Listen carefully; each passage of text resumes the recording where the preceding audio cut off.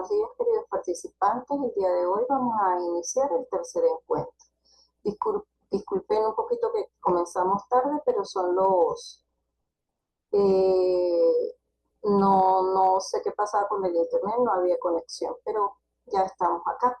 Con todo gusto para servirles. Voy a compartir pantalla como siempre para que podamos realizar el capture de este encuentro.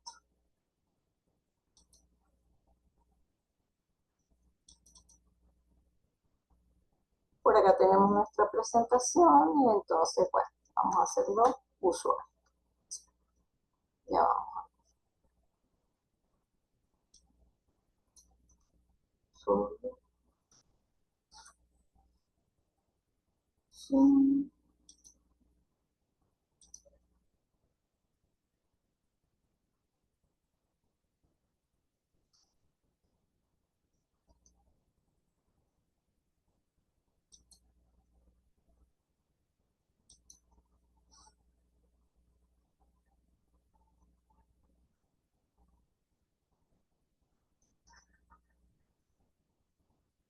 Un momento, por favor.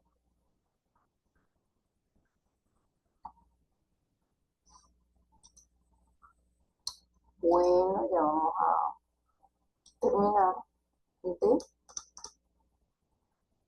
un momento, por favor. Sí, estamos. Ok.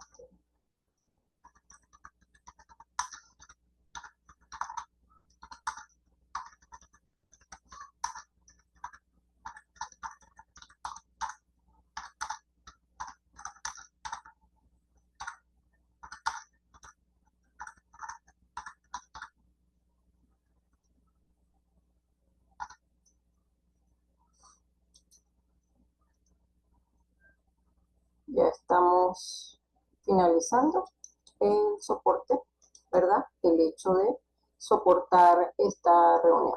Bueno, espero que hayan tenido excelente fin de semana. Como les comentaba en la plataforma, realicé el cambio para dar la clase hoy día martes 23, porque, bueno, algunos participantes lo pidieron así. Aparte de ello, pues el contenido de la información que vamos a dejar hoy tiene que ver con una extensión del tercero multimedia para que quedaran un poco más claros los contenidos vistos ese día que tenían que ver con eh, modelos matemáticos y también con conceptos tales como la fusión de empresas y la adquisición de las mismas y los cambios derivados a ellos. Los principios ya los habíamos tratado, no los vamos a tratar hoy, pero sin embargo vamos a trabajar sobre la base de la siguiente agenda, que pues tiene que ver con una introducción, como siempre se hace, con teorías de la administración, cuál ha sido el recorrido para que nos ubiquemos en los años, ¿verdad? Los nombres, los principales representantes, qué era lo que en ese momento, el aporte que dejaban esos representantes, qué cambios había, y posteriormente pasaremos entonces a hablar un poquito de lo que es fusión y adquisición, conjuntamente con sus conceptos, ventajas, desventajas y algunos ejemplos que tienen que ver con la vida diaria. Solamente coloqué uno o dos ejemplos.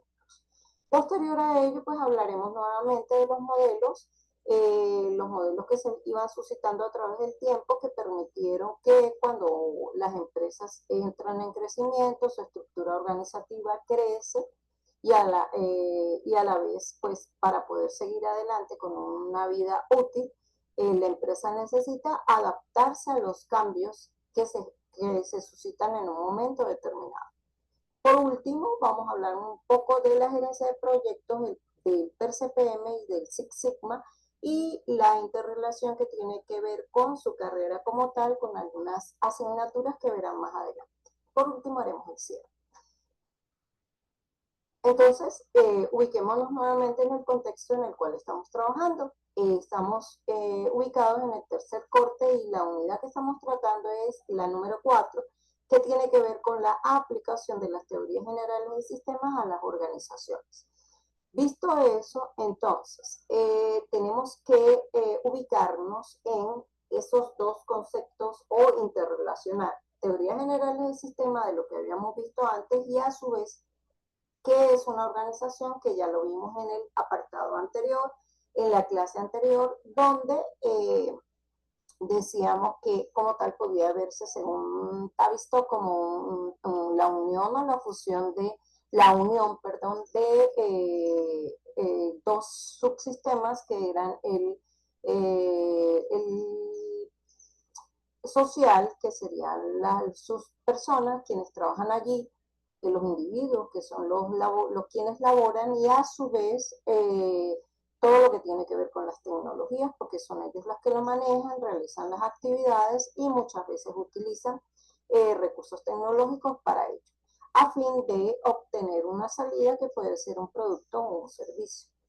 Entonces, dada la importancia del tema y de que es la finalización de como tal de la asignatura, que tenemos que tratar estos tópicos, entonces vamos a comenzar a conversar un poco acerca de cómo han ido o cómo han ido variando o evolucionando, principalmente en el siglo XX y tal vez un poquito antes, las teorías y los modelos que han dado pie a evolución en cuanto a cambios suscitados en el medio ambiente, en el entorno empresarial.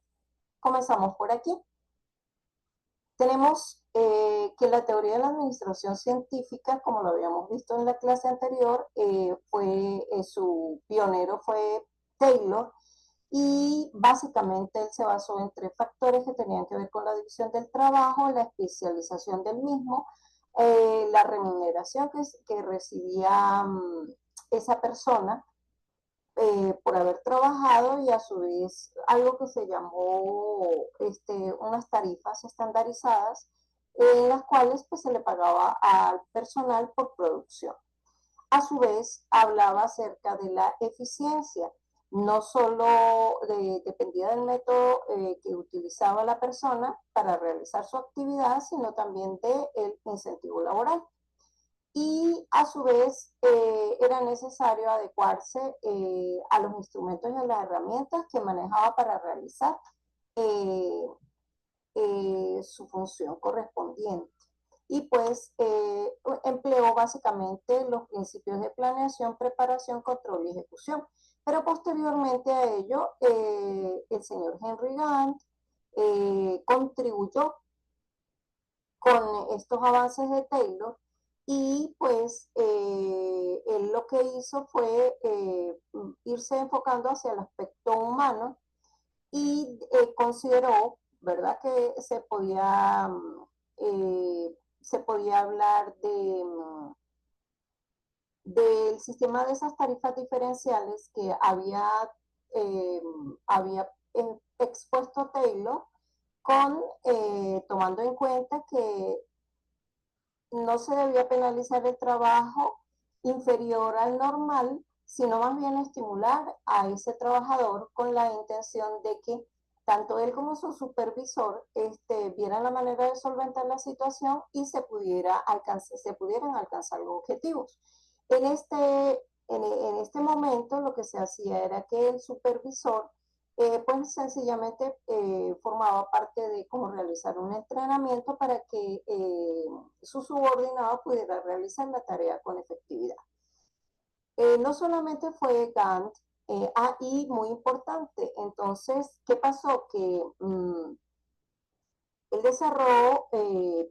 Gantt desarrolló una idea que fue la idea de Owen, de evaluar públicamente a sus empleados, registrando el progreso de estos en lo que él llamó gráfica de Gantt, que hasta hoy día la podemos ver, podemos observar que muchos gráficos de Gantt son utilizados cuando ustedes cursan la materia de metodología, y bueno, hacen una segmentación de la manera como van a realizar, bien sea su proyecto, o al final, cuando se están graduando, en los últimos semestres, en el noveno, décimo semestre, ya plantear cuál será su proyecto de grado y cuáles serán las actividades que van a realizar.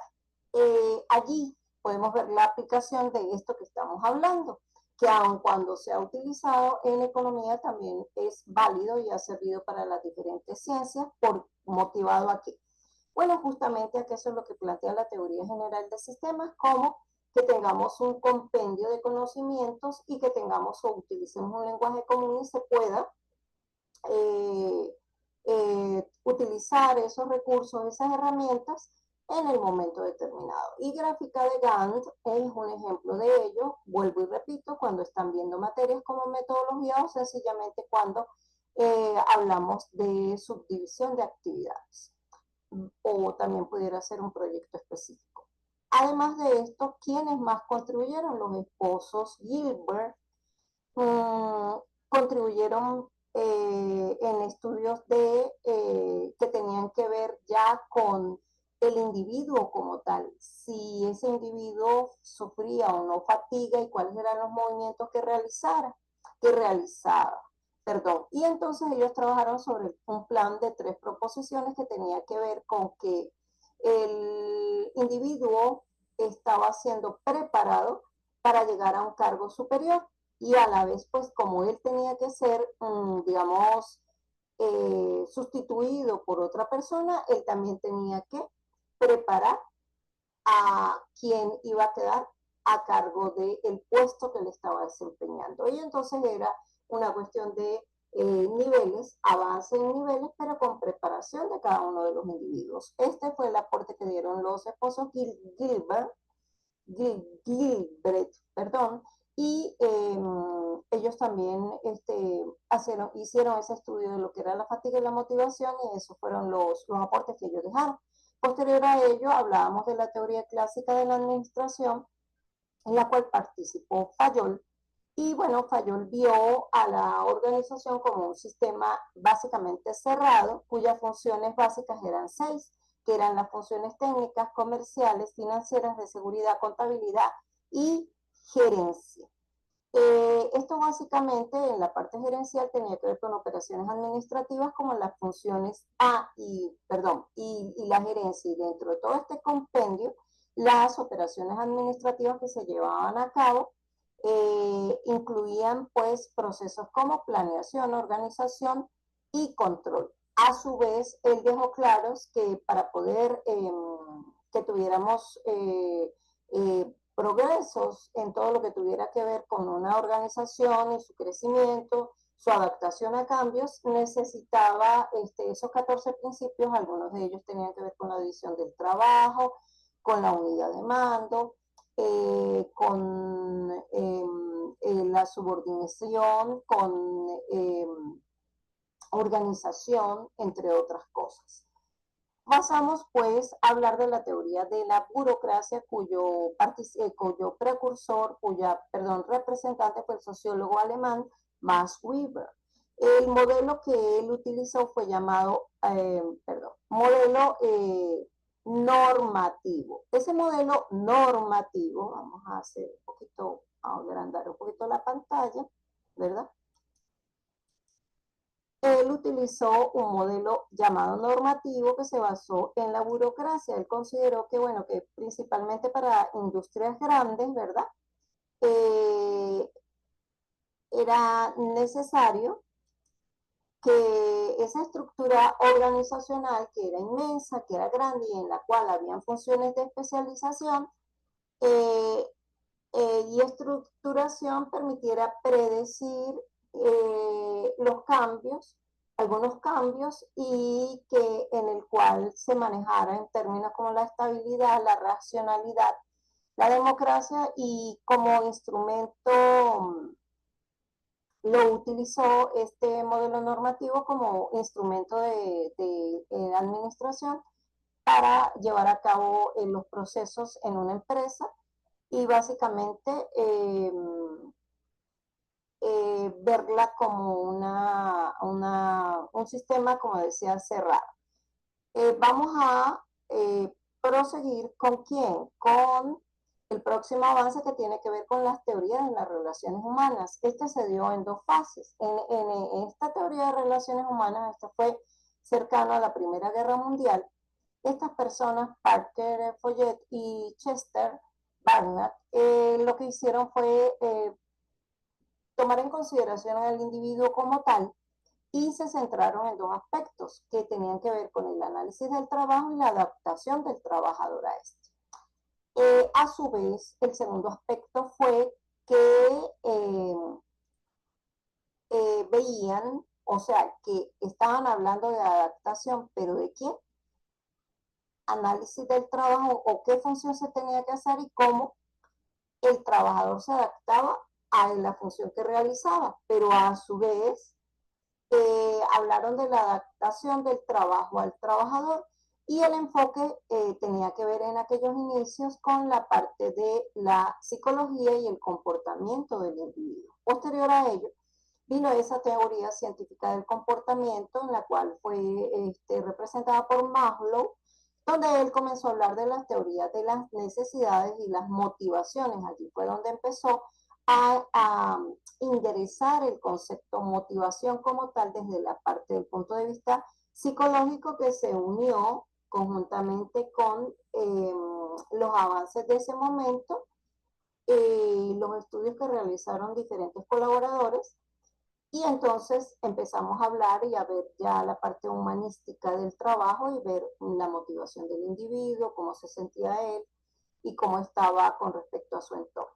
Así pues, entonces, comenzaron a evolucionar, pasar el tiempo, a ver cambios y hubo otras teorías donde se habla de la empírica, la ambientalista, aquella sobre la base del proceso administrativo, que sí es sobre el proceso administrativo, sobre sus funciones o procesos básicos, que son planeación, orden, dirección y control. A su vez, se hablaba de la teoría de la medición cuántica y de las decisiones, de toma de decisiones. Después de esto, como pudiéramos decir que habían enfoques como más actualizados de las teorías de la administración que son conocidos como teoría Z, como el enfoque de la calidad total, la teoría de la contingencia, a su vez el enfoque de sistemas y un nuevo enfoque de las relaciones humanas. Por último, se habla del desarrollo organizacional. En cuanto a todas estas teorías que podemos decir, no sé si ustedes han escuchado alguna de ellas. Si gustan comentar algo, tienen la palabra.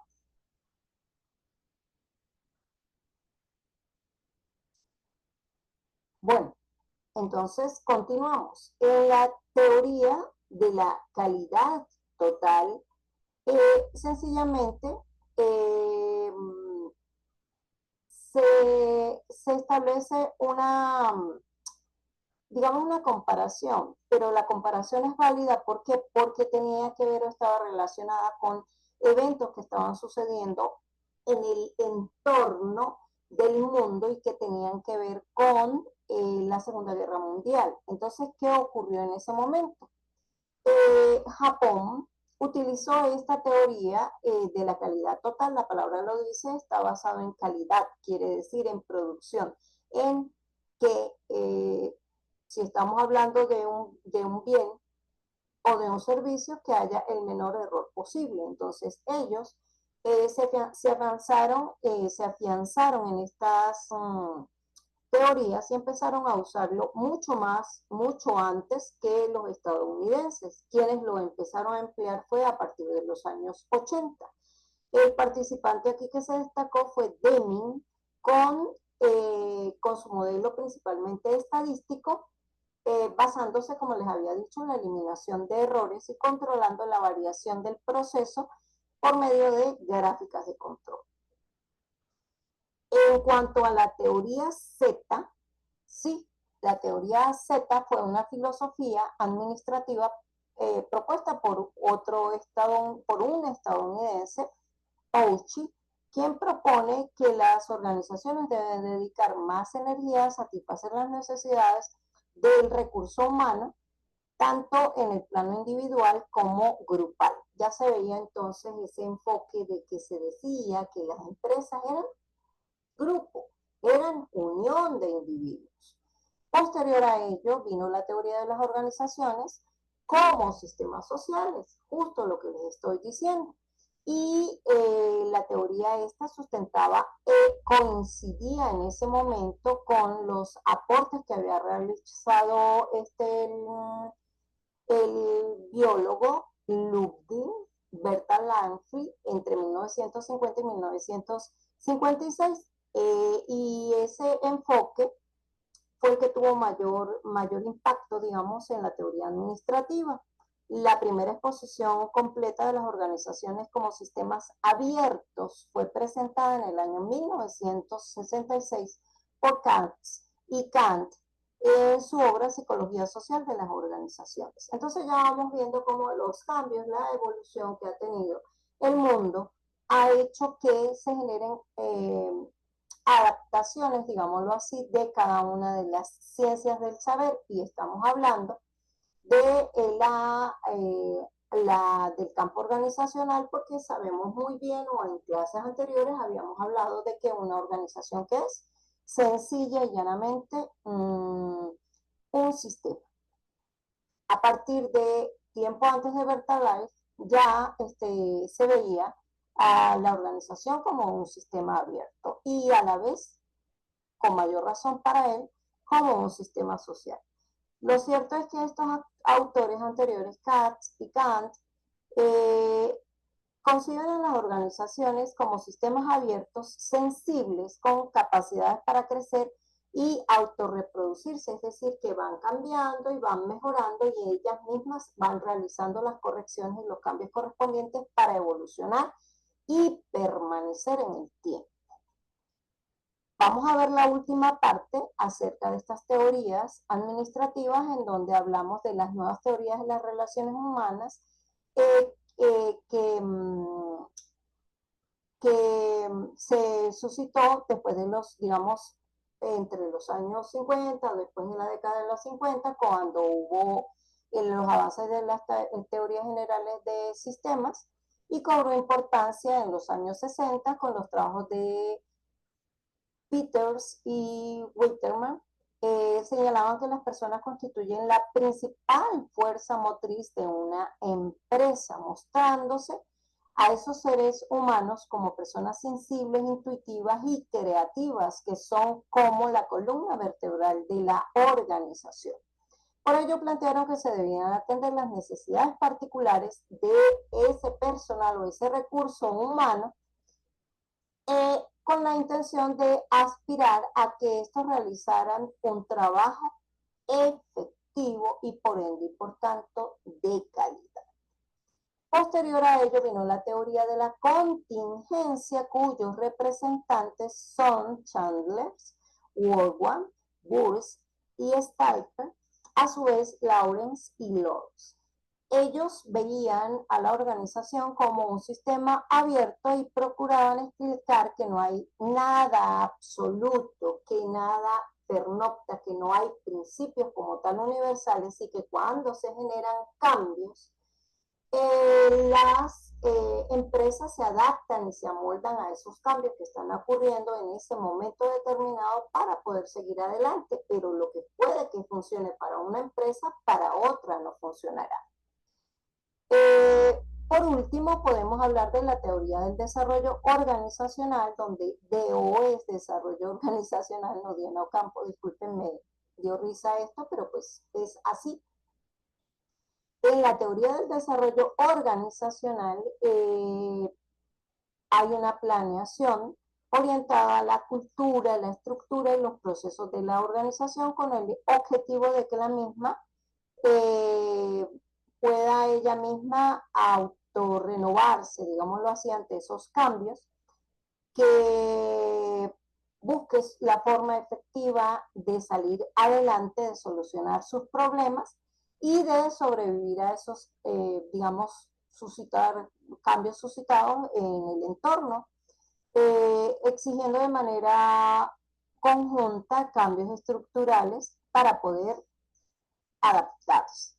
Y esos cambios estructurales pudiera ser en su organigrama, pudiera ser en los métodos que utilizan, las rutinas, la manera como realizan las funciones los empleados. Esos cambios se refieren a eso. y también a los procedimientos de trabajo. En los procesos organizacionales, en donde también se deben hacer cambios en base a toma de decisiones, sobre el liderazgo, sobre la delegación de funciones, entre otros. Pero esos cambios no también tienen que ser a ese nivel, sino también en la cultura y el clima organizacional. Entonces, en este caso, el desarrollo organizacional básicamente podemos verlo como una estrategia gerencial que necesita la implicación y el liderazgo de la alta gerencia y básicamente está concentrado fundamentalmente en el aspecto humano y social de la organización. En la cultura y el clima organizacionales, y al hacerlo interviene también en los procesos y las estructuras de la misma. Sus metas están orientadas a lograr una mayor eficiencia, eficacia y por ende, por tanto, efectividad, así como que se encuentre a nivel en la parte de competitividad y productividad organizacional, así como del desarrollo integral de las personas, del recurso humano que conforma dicha organización. Hasta aquí, en las primeras diapositivas, lo que hemos hablado es de las teorías administrativas, de cómo los cambios en el ambiente han suscitado que estas empresas tengan que amoldarse. Y bueno, podemos ver en la siguiente diapositiva un resumen de lo anterior, colocando básicamente lo más importante, por supuesto. Entonces me gustaría que la detallaran, ¿verdad? Y allí estoy colocando quiénes son los principales exponentes, ¿verdad? Cómo se llama la teoría administrativa, sus principales exponentes, el énfasis que se hacía en el momento determinado dentro de la organización, bien sea si era en el individuo, si era en las tareas, si era en la estructura organizativa, y a su vez, qué tipo de enfoque estaban manejando. Entonces, por aquí podemos ver que la teoría de la contingencia con Lawrence y Lors como principales exponentes, junto con los otros que ustedes ven allí, su énfasis era en la relación ambiente-estructura de la organización. Y básicamente hablaba del análisis de la relación funciones que se establece entre el ambiente y las estructuras. Quiere decir cómo el ambiente afecta a las estructuras y cómo las estructuras afectan de una u otra manera a ese ambiente.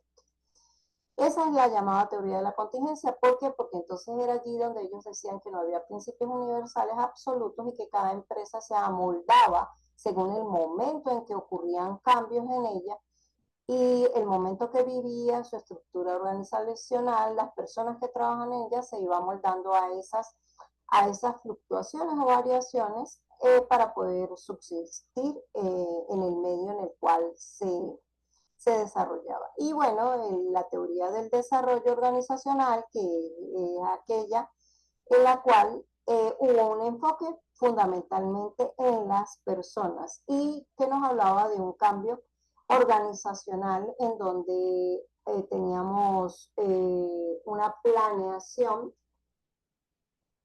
que podía incluir posiblemente esos cambios o fluctuaciones que pudieran haber, y el enfoque que se le daba a la empresa era de sistema abierto. Quiere decir que en todo lo que hemos hablado, al final tenemos bien claro y establecido que se observa o se ve que hoy en día lo actual es ver a la empresa como un sistema abierto.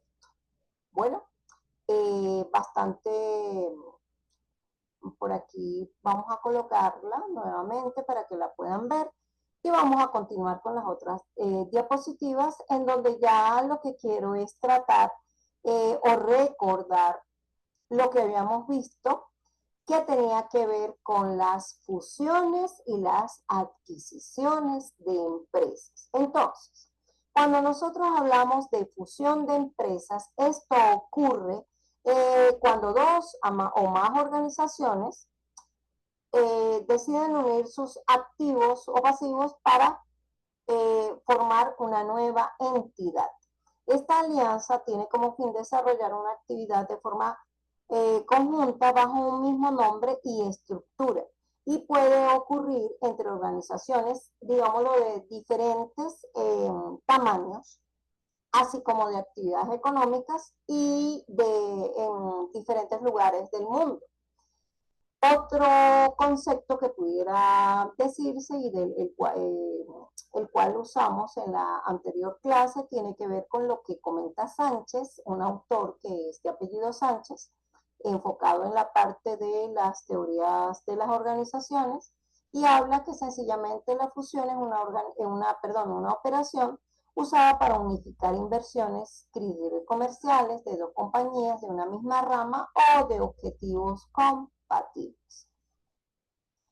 Él comenta que para él una fusión es la absorción de una sociedad con otra, con la desaparición de la primera, que es la que hay una empresa que será la que se encarga de hacer el proceso de fusión, y la otra es la empresa fusionada. Vamos a seguir hablando acerca de cómo este proceso de fusión, ¿verdad? Puede clasificarse.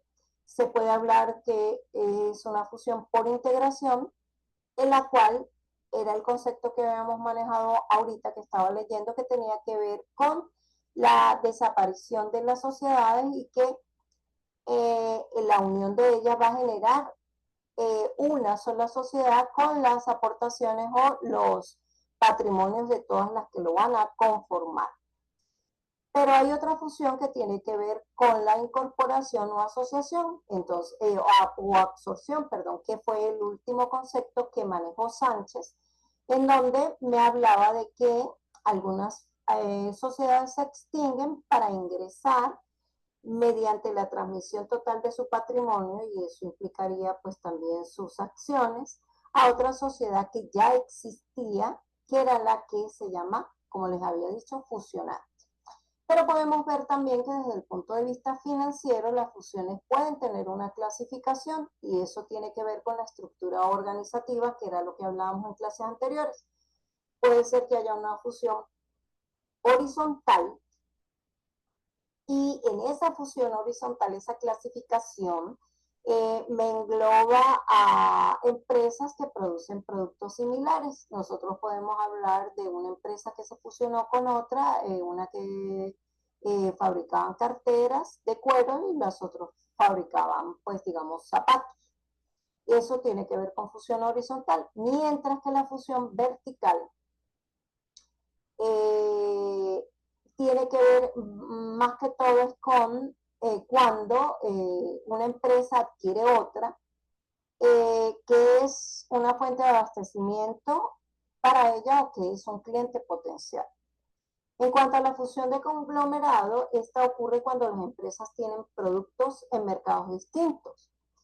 Eso de tener productos en mercados distintos tiene que ver con que si yo estaba hablando de que estábamos con dos empresas que tenían que ver con el ramo del procesamiento del cuero, pudiera ser que nosotros hubiésemos fusionado, y es lo que en Venezuela se ve muchísimo. ¿Por qué? Voy a poner un ejemplo con las farmacias. Hoy en día estamos viendo que entramos a una farmacia y no solamente allí podemos adquirir medicamentos, sino también que nos están vendiendo víveres y productos de la canasta básica del individuo. Entonces allí ha venido habiendo es como una diversificación de los productos que esas farmacias de instancia habían estado comercializando, digámoslo así. Y si lo vemos en micro es eso, pero en macro sería la unión de una empresa en la cual puede ser que se generen productos, pero a su vez también puede ser que comercialicen con hortalizas, con verduras, con alimentos, con carnes, entre otras cosas, y que hayan tenido que unirse, buscar o unirse con otras empresas que en el momento por algún motivo creyeron que iban a desaparecer y prefirieron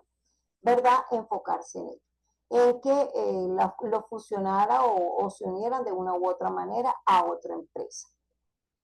Por aquí podemos ver o hablar rápidamente de las ventajas y las desventajas de esa función de sociedades.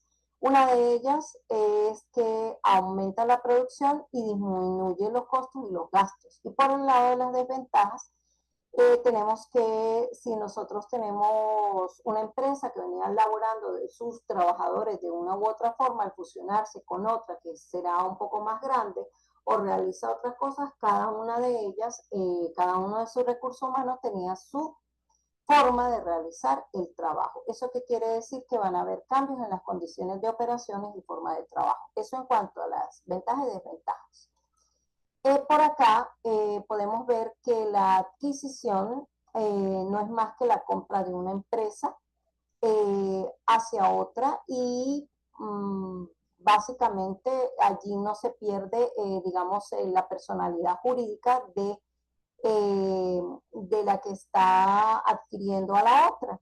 Y esto se hace con el objetivo de hacer crecer la empresa tanto en el mercado como que ella se expanda, ¿verdad? Perdón, un segundo. Ajá, muy bien. Entonces, pudiéramos decir que como aquí la intención es de dominio, ese control puede ser absoluto, mayoritario o minoritario. Y esto tiene que ver con la adquisición de acciones. Puede ser que si es absoluto, pues ya la empresa haya vendido como el 80% a la que la adquirió, o que sea mayoritario, quiere decir que el 50% haya sido adquirido, quiere decir que ya prácticamente la empresa que la adquirió está tomando prácticamente el mando, o su voz y voto dentro de lo que vayan a realizar es supremamente importante. Y cuando nosotros hablamos de que el control es minoritario, es cuando se adquieren acciones por debajo del 50%. Básicamente, cómo se pueden adquirir empresas a través de la compraventa, el financiamiento, de que el inversor haga diferentes ofertas a los accionistas, y se puede hablar de un trato amistoso, es cuando la oferta es aceptada, de un trato hostil, cuando no se está de acuerdo con lo que plantea el inversor, y aún así se tiene que ceder el control a la empresa, probablemente por los mismos problemas que ya tenga esa empresa que va a ser comprada. Y por último, sencillamente se puede hablar de una adquisición que es contestada, y tiene que ver es cuando hay más de una oferta. ¿Qué quiere decir? Que hay varias personas o que ese mismo inversor les plantea varias ofertas.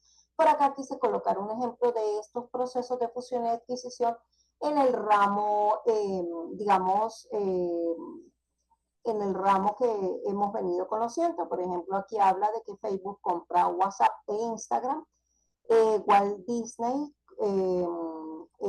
con los estudios Century Fox se fusionó, Dropbox absorbe DocSend, y así sucesivamente hay varios ejemplos. Pasamos a la siguiente diapositiva, la cual ya habíamos hablado, y en la cual lo que quiero dejar es claro que aquellos modelos que sirven como aportaciones o aportes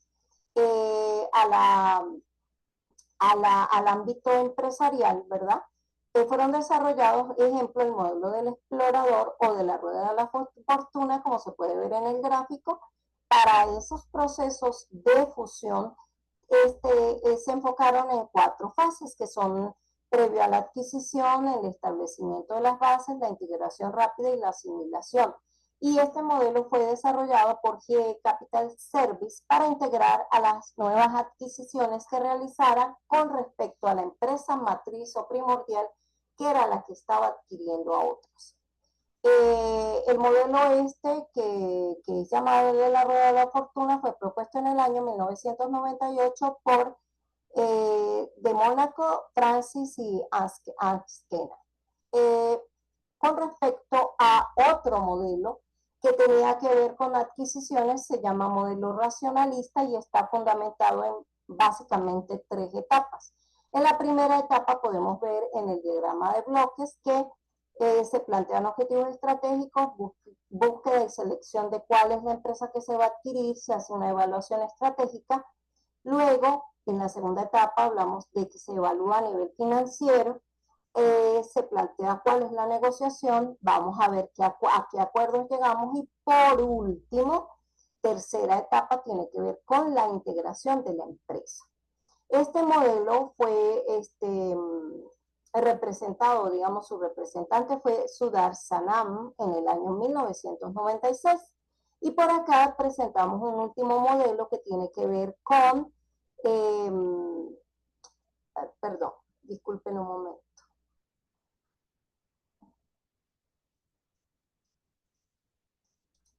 Que me pasó una diapositiva, perdón, no sé por qué. Tenemos que ver con un último modelo que tiene que ver con el modelo de las 7 fases para las fusiones y cuyos representantes fueron McCann y Gierke en el año 1990, y aquí hablábamos de esos 7 fases como la planeación estratégica, organización, búsqueda, análisis y oferta, negociación y cierre, transición e integración. Acá tenemos que a medida que se fue avanzando con los años, ocurrió que se suscitaron diferentes procesos dentro de la organización, pero hubo uno que llamó mucho la atención, que tenía que ver con la gerencia de proyectos. En la gerencia de proyectos surgieron 2 modelos matemáticos para los años 50 en Estados Unidos. ¿Esto producto de qué cosa? De que iban haciendo revisión de programas desarrollados por la Marina para sus misiles, pero a su vez también ese modelo fue llamado PERT, y el PERT tiene que ver cada una de sus siglas con un programa de evaluación y revisión de técnicas para revisar dichos programas, que eran los que se trataban para la producción de los misiles, porque en esas épocas ya había pasado allí la Segunda Guerra Mundial, pero también hubo otros acontecimientos, como ocurrió en Hawái, que fue el suceso de Pearl Harbor, y así sucesivamente. En cuanto al otro modelo que se dio a conocer en los años 1950 hasta el CPM. El modelo CPM me habla de, ese modelo fue el que, digamos, la parte de la empresa privada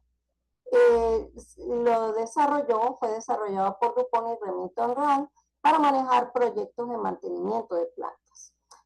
Lo que quiero decir con el PER-CPM como tal y el diagrama PER me va a permitir que yo realice diferentes tipos de actividades, que vea quiénes la realizan, cuándo la realizan, cómo la realizan, qué costos se involucran en cada una de las actividades. Y en este ejemplo lo que les estoy colocando es que hay un inicio, se puede ver que es la actividad 1, pero también vemos que las actividades 2, 3 y 4 se van manejando a la par y que su finalización ocurre en el mismo tiempo. Posterior a ello, manejan las etapas 4, 5 y 6 de la misma manera que las anteriores y van a iniciar y finalizar en el mismo tiempo. Y por último se da la etapa final, que es la etapa número 8. Esto es un ejemplo de una guía de estilo de comunicación. ¿Por qué quise plantear este ejemplo del diagrama PER? Porque resulta que ustedes más adelante van a ver una materia que tiene que ver con investigación de operaciones, y en ella se va a hablar de maximizar o minimizar, pudiera ser en una empresa, recursos, y tiene que ver con toma de decisiones. Entonces tenemos que ser asertivos en cuanto a ello. No solamente por eso, sino también porque más adelante vamos a ver cómo se va cuidando la parte de la calidad cuando estamos en un proceso productivo. Vamos a verlo aquí con el próximo, vamos a ver algo más del diagrama de lo que tiene que ver con el método PER-CPM, y este método hoy en día fue unido, sus antecedentes son el método PER usado los modelos que emplearon en Estados Unidos, pero después hubo como una especie de fusión y fue llamado el método del camino crítico y usado como un proceso administrativo de planeación, programación, ejecución y control de todas y cada una de las actividades componentes de un proyecto que debe desarrollarse dentro de un tiempo crítico y a un costo óptimo. Dentro de los usos tenemos que el proyecto sea único, no repetitivo, que en algunas partes o en su totalidad no lo sea, que se deba ejecutar todo el proyecto o parte de él en un tiempo determinado que sea mínimo, sin variaciones, es decir, lo que llaman tiempo crítico. A su vez se habla de que el costo de operación más bajo es el que más le conviene a la empresa según el tiempo que tenga disponible. Y en cuanto a la aplicación, perdón, en cuanto a la aplicación de este método, se ha usado para la planeación y control de diversas actividades, tales como construcción de presas, apertura de caminos, pavimentación, construcción de casas y edificios. Eso tiene que ver entonces con todas las ingenierías, digámoslo ahí. Allí hemos hablado de algunas cosas que tienen que ver con ingeniería civil. También hablamos de reparación de barcos, investigación de mercado, ya tenemos que, estamos viendo por allí la economía fluctuando, ahí la parte de saber de la economía está por ahí en investigaciones de mercado.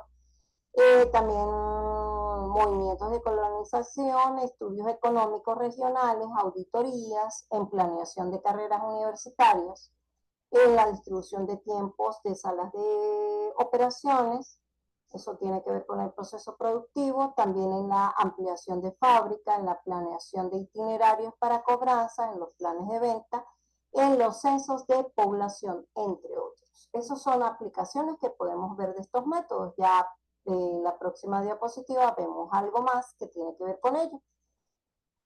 Entonces,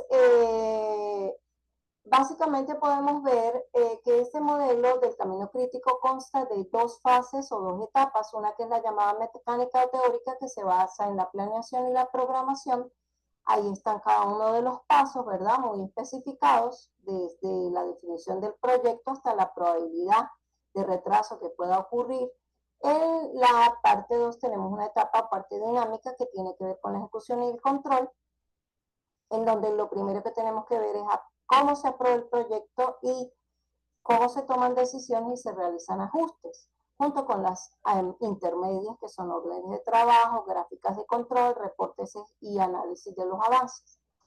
En cuanto a cómo se calcula la ruta crítica, esa aplicación del modelo PERCPM deberá proporcionar un programa especificando la fecha de inicio y terminación de cada actividad. También tendríamos un diagrama de flechas, digámoslo así, que es un diagrama de PER, que fue el que presenté hace rato, pero que en el cual se incluyen los tiempos en los cuales se van a desarrollar cada una de las actividades. Y esa interacción de las actividades va a poderse ver a través de esas flechas o las actividades se manejan como nodos. Entonces, esta metodología que estoy hablando aquí es muy utilizada en una materia que ustedes van a ver más adelante, que tiene que ver con grafos, ¿bien? Con grafos. Y bueno, posterior a que se haya colocado tanto los costos que se manejan como los tiempos de cada una de las actividades, se define al final cuál será la ruta crítica que se va a tomar, ¿sí? Y tenemos que ver, tomar en consideración si algunas de las actividades pueden o no retrasarse, y eso es llamado tiempo de holgura. Es muy, muy importante que conozcan este tipo de conocimiento, ya que, como les digo, van a haber otras materias como investigación de operaciones y la materia de grafos también. Acá tenemos el último modelo, ya vamos a terminar la presentación, que tiene que ver con el modelo Six Sigma. Por ese motivo, y porque muchos de los estudiantes plantearon, bueno, algunos de los estudiantes plantearon que se profundizara un poco más y que se dijera cuál era la relación con las carreras que ustedes veían, pues ahorita en este momento vamos a ver cómo estas teorías empresariales, en las cuales este modelo Six Sigma se desarrolló, buscaban siempre la mejora a nivel de procesos productivos. Vamos a leer un poco para que vean rápidamente de qué trata. Este modelo fue desarrollado por Motorola en Estados Unidos en la década del año 1980 para minimizar la tasa de error en la producción. Otras empresas fueron tomando este modelo a la par. Y bueno, se puede decir que este método al principio solo se usaba en la industria manufacturera, pero posteriormente a ello se extendió al sector de servicios. Y alrededor del año 2000 las empresas comenzaron a combinar esta metodología Six Sigma con Lean. Hoy en día entonces tenemos metodología Lean más Sigma o Lean Sigma, Six Sigma. Vamos a hacer la explicación, ¿verdad?, de por qué la letra griega Sigma. En cuanto a la metodología es llamada DMAIC. ¿Por qué? Porque la definen sus etapas, que son, la primera es definir, y es que tiene que ver con el planteamiento del problema, cuál es el problema que se ha suscitado en la empresa, en la organización. Luego vamos a medir, esa medición tiene que ver con qué es lo que está pasando. Si nosotros estamos hablando de que ocurren errores, en dónde se está errando, en qué medidas, medir, evaluar cuáles son las salidas que nosotros tenemos para que se encamine bien lo que no está funcionando. En el tercer paso se habla del análisis. Bueno, tenemos que llegar a la raíz de lo que está causando el problema. Por último, cómo lo vamos a mejorar, es decir, dar una solución. Y posterior a ello, pues, seguimos en un proceso de evaluación y control, que lo que va a hacer es, en ese proceso de control se hace el monitoreo de los resultados para ver si se han mejorado el tiempo de ejecución y a su vez el resultado como tal en cuanto a calidad. Por acá tenemos que este modelo pues presenta un enfoque netamente matemático y la intención es reducir las tasas de error, recurriendo a diferentes métodos. Y como les acabo de presentar, la metodología que emplea el modelo Six Sigma está basada en estos 5 pasos, D, M, A y C. Pasamos por acá muy importante, algo que les tenía que decir, que tiene que ver con este modelo, y es esto. Este modelo, ¿verdad? Dentro de un proyecto de mejora Six Sigma, se enfoca que cada empleado asuma una función distinta, y dado que uno de los principios básicos del modelo es que cada participante del proyecto tenga claras sus tareas, se definen, digamos, los roles categorizados en jerarquías relacionadas con diferentes responsabilidades. La denominación de estos roles ha sido inspirada en los famosos cinturones de las artes marciales. Esos son los colores, que son amarillo, verde, negro, maestro y campeón. Eso quiere decir que tanto el supervisor como el subordinado van a estar optando por estos premios, digámoslo así, que se denominan premios a nivel empresarial, pero eso me indica que están subiendo de jerarquía y en su preparación. Entonces los colores sirven para identificar cómo la persona realiza el logro, supongamos que va avanzando en la escala dentro de la empresa. Aquí quería hacer connotar que esto tiene muchísima relación con qué cosa. Ya va un momento que, disculpe. Esto tiene que ver, esta parte del modelo Six Sigma tiene que ver con que muchos fenómenos a nivel económico o dentro de algunas otras empresas, ¿verdad? Dentro de algunos otros ámbitos que no es nada más el empresarial, se amoldan a la llamada distribución normal o distribución gaussiana. Aquí podemos ver que algunas de las cosas que tratan tienen que ver con caracteres morfológicos de individuos, con los fisiológicos, con los sociológicos, con los caracteres psicológicos, por ejemplo, el cociente intelectual, el grado de adaptación a un medio. También podemos hablar de errores cometidos al medir ciertas magnitudes y por ende, por tanto, a nivel de empresa, cuando hablamos de un proceso productivo y estamos generando un bien, o lo que es lo mismo un producto, cómo la calidad de ese producto va a influir en todo lo que tiene que ver con la evolución de la empresa. Podemos también hablar de valores estadísticos muestrales, como por ejemplo la media. ¿Qué es la media? Pues es nada más que el promedio matemático de un valor o de algo determinado, como por ejemplo cuando ustedes sacan sus calificaciones, ¿sí? Y en los tres tiempos en los cuales dura el lapso académico, supongamos que durará lo mismo. Eso se da en el tercer corte porque nosotros hacemos la división en igual 20% y 20% de las dos actividades. Ya estamos por terminar, jóvenes, pero les quería dejar la información de la distribución gaussiana porque ella es también llamada distribución normal.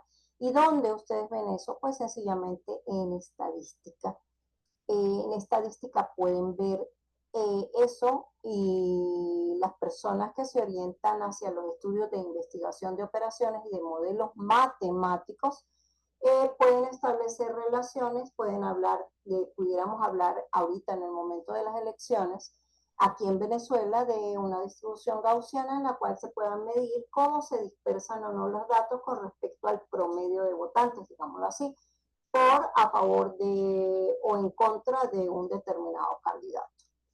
Vamos a ver cómo, o recordar para aquellas personas que sí la han escuchado, a la distribución, eso se llama función de densidad, que está en las fórmulas, pero me detuve a que pudieran ver que esta función depende de parámetros que son la media, la desviación típica y la varianza, porque los elementos pi y e sencillamente son valores comunes. Entonces podemos ver que aquí estamos realizando una gráfica que se basa en función de esos parámetros, cuya media es mu, que es el valor que está intermedio, y posterior a ello, cuando se hace el estudio de cómo se dispersan de las medidas de dispersión, la desviación estándar me ofrece información correspondiente a ello. En la medida en que la curva se achata más es porque hay mayor dispersión de datos. Esto lo vamos a ver más adelante en un momento, y lo vamos a relacionar con lo que tiene que ver con los procesos productivos. ¿A nivel de qué cosa? De producción de artículos defectuosos. Entonces, aquí tenemos ejemplificada la campana de Gauss y podemos ver que estamos manejando los parámetros mu, sigma, que es la letra griega que ven allí y que estadísticamente tiene un nombre, eso es la desviación típica. Vuelvo y repito, cuando se realizan los estudios que tienen que ver con dispersión de datos para un estudio determinado. Aquí podemos ver que en los procesos empresariales no siempre se logra exactamente el resultado deseado, sino que, al igual que con la distribución normal de Gauss, se produce una variación o dispersión que es la que se mide a través de los valores de desviación que se van apartando del medio, que es el promedio en el cual debería estar el valor del producto. Quiere decir que nos acercáramos a la mayor perfección posible, que ese producto no tuviera defectos. Entonces, cuando nosotros hablamos de esos errores a nivel de procesos empresariales, se habla del nivel sigma. Y vamos a ver en la próxima gráfica cómo ese nivel es manejado en los procesos empresariales, diciéndose que en este caso la probabilidad de que un producto sea defectuoso es del 0,00034%, para que ustedes tengan una idea de lo que manejan las empresas en cuanto al nivel sigma. Veamos esta última gráfica y con ello culminamos nuestra exposición. Ese nivel sigma lo podemos ver aquí y sencillamente estamos enfocados en la parte de procesos productivos cuando hay bienes que se producen, en materia prima que se procesa para generar un producto específico. Podemos ver aquí cómo va aumentando, cómo tenemos un nivel sigma que va desde 6 hasta 1, y que las empresas, como dice aquí, la mayoría de las empresas maneja este tope. Estos porcentajes estos valores que nosotros hemos ido manejando aquí, podemos verlo en cuanto a qué. Pues se supone que la empresa lo que desea es que el artículo sea esté en buenas condiciones y que tenga el menor del defecto posible. Si nosotros estamos en un 93,3%, lo que me falta para llegar a un 100% es el 6,7. Y si eso lo llevo en una medida que tenga que ver con defectos por millón de oportunidades o de productos generados, me va a dar un valor de 66,807. Y es allí donde el nivel sigma vale 3. Se decía anteriormente que por lo general las empresas fluctúan entre un nivel sigma de 3 y 4. Y básicamente allí podemos ver, ¿verdad? Cómo fluctúa el nivel sigma. Pero cuando nosotros hablamos del Six Sigma o 6 Sigma, tendríamos que tener un porcentaje de productos buenos del 99,9996%, y eso está relacionado con la forma como los datos se apartan, ¿verdad? Se apartan del valor real o no. Si ustedes se dan cuenta, si yo tengo un nivel 1 sigma, estoy con una campana achatada. Quiere decir que hay bastante dispersión de datos, mientras que en 6 sigma tenemos una campana puntiaguda. Eso es lo que quiere decir que no hay muy poca dispersión de datos. Eso era lo que les quería transmitir con respecto al modelo Six Sigma. ¿Por qué? Porque ustedes manejan en estadística la distribución normal y pueden plantearse estudios que tienen que ver con el uso de la distribución normal, en la cual pues podemos ver aquí cómo se relaciona ello en la parte estadística, que es una de las materias que ustedes ven, con los procesos productivos.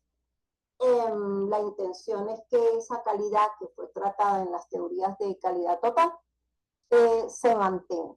Hoy en día se habla de control de calidad y eso lo sabemos todos muy bien. Esos parámetros se manejan a nivel en normas estándar que hay para calidad de productos, dependiendo de cada uno de ellos. Bueno, jóvenes, no me queda más que despedirme de ustedes. Muchísimas gracias por su atención y pues aquí les quise dejar una información bastante completa. Próximamente estaremos viendo el cuarto encuentro, que será este día jueves.